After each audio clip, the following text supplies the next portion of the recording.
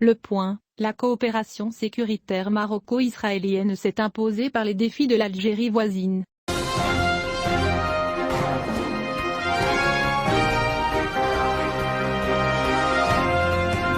Sous le titre « Entre Israël et le Maroc », une alliance militaire voit le jour. Le magazine français Le Point a déclaré qu'un an après la normalisation des relations entre les deux pays, le Maroc et Israël entamaient une coopération sécuritaire sans précédent, face aux défis posés par l'Algérie.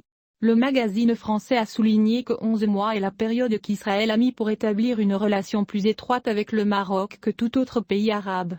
Moins d'un an après la signature des accords de normalisation entre l'État juif et le Royaume du Maroc, Benny Gantz s'est rendu à Rabat le 24 novembre, première visite officielle d'un ministre israélien de la Défense dans un pays arabe.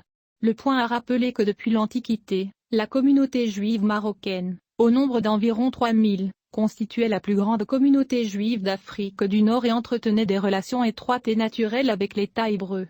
Selon Benny Gantz, Tel Aviv n'a pas réellement normalisé ses relations avec Rabat, mais a plutôt rétabli des liens historiques très forts basés sur le fait que la communauté juive au Maroc avait toujours été protégée par l'ancien roi Hassani et l'actuelle direction royale, Mohamed V.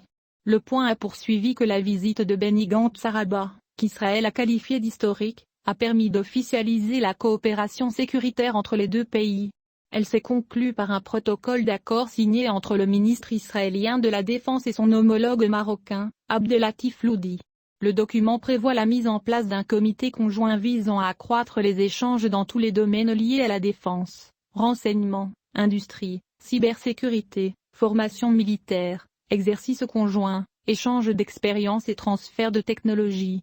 Selon Hosni Obedi, directeur du Centre d'études et de recherche sur le monde arabe et méditerranéen à Genève, il s'agit des traités signés avec l'Égypte en 1979 et la Jordanie en 1994, qui n'ont jamais dépassé la phase de paix froide.